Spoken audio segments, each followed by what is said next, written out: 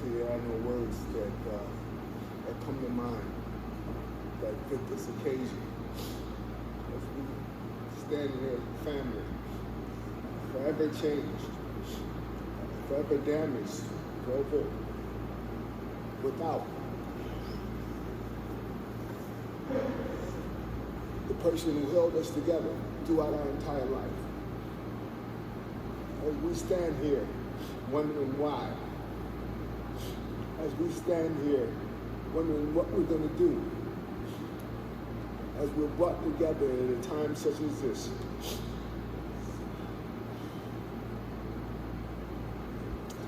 there's nothing we can do that's going to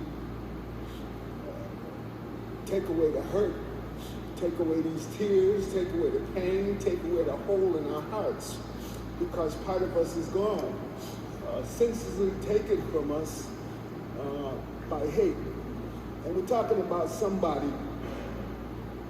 What I remember most about my mom, what I love most about my mom is how she loved us, how she loved our family unconditionally, how she sacrificed everything for us, how she gave up herself when she had nothing else to give.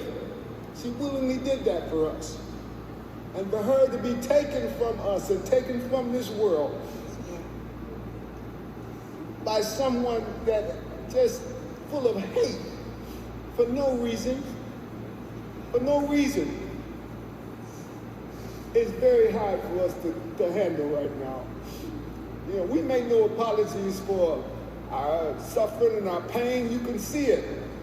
We're not going to apologize for that. But we're not just hurting. We're angry. We're mad. This shouldn't have happened.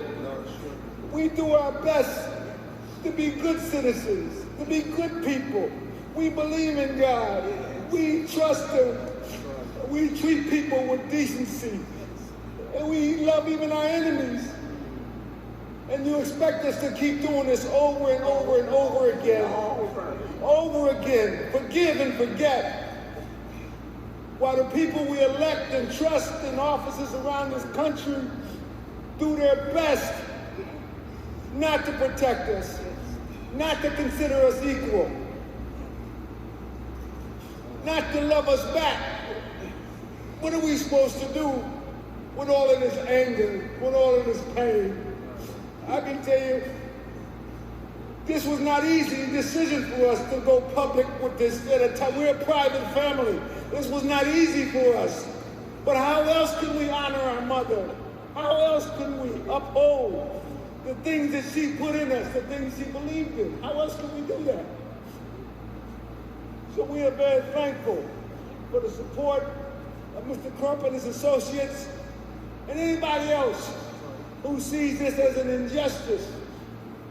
And we're doing this because we hope in some small way to contribute to some positive change, to take this anger and this hole in our hearts and make sure it doesn't happen to somebody else. My mom, on that day was like every other day for my mom. My mom got up that morning and she went up to High Point, up to the nursing home, to care for the love of her life, my father. 68 years they're married. He's in that nursing home for the last 8 years, and every day she went there to care for him, to make sure that he had a quality of life, to do what nobody else could do for him. She did that. When she didn't feel like it, she did it. And she didn't feel like it on this past day either. But she did it anyway. She left there to get groceries on the way home. And she encountered this evil, hateful. She didn't deserve that. She didn't deserve that. Nobody deserves that. How can we just sit here? You guys are out here covering this. What are we going to do to change it? How do we hold people accountable if you don't help us? We're thankful that you're here. But it's just not some story to drive the news cycle. This is our mother. This is our lives. We need help. We're asking you to help us. Help us change this. This can't keep happening. I can go on and on. I go on and on talking about my mother. She loved us. What she did for us. I was going to miss her. We had no answers. What do we tell our father? We don't even know. He doesn't know. What do we tell him? How do we tell him the love of his life, his primary caretaker, the person who kept him alive for the last 8 years? How do we tell him that she's gone? Not just that she's gone, but she's gone at the hands of a white supremacist, of a terrorist, of an evil person who's allowed to live among us and keep perpetuating this mess. How do we tell him that?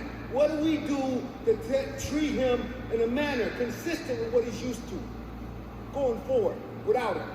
None of us can take his place. That's what we're left with. This is not going to stop now. We got to live the rest of our lives with this. So it's our open up prayer that with the help and assistance of Mr. Crump and others, that we can make some positive change and shed light on this evil, this cancer that is growing amongst us. Thank you.